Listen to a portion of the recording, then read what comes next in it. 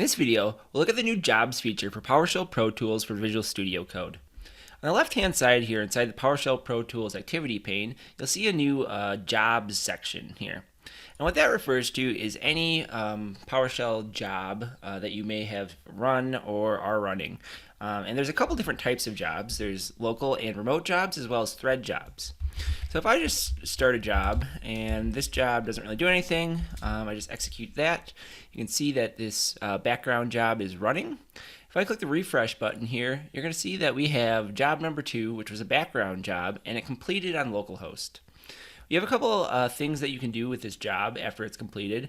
One being you can receive the job output, which we'll look at in a second, and the other is that you can remove the job so it no longer shows up in the list of jobs.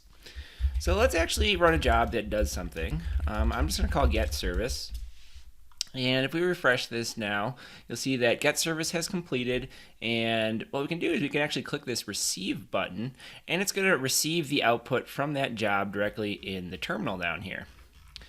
The other things that you can do are you can manage running jobs. So let's start a job that we're just going to have it sleep for a couple minutes here, and that will start the job. And if we refresh the jobs page here, you'll see that this job is currently in progress now. And if you hover over it, it's going to say it's running on localhost.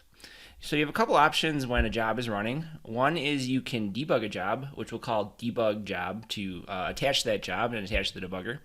The other thing you can do is stop the job. So let's just stop this job.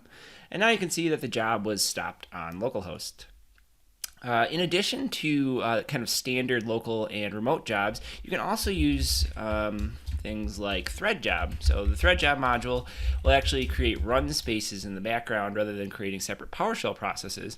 So again, if we start a job, you'll see that this thread job starts up. And if we refresh this, you're going to see that we have a thread job running rather than a background job. So job 8 here is now running, and it's just doing that start sleep command.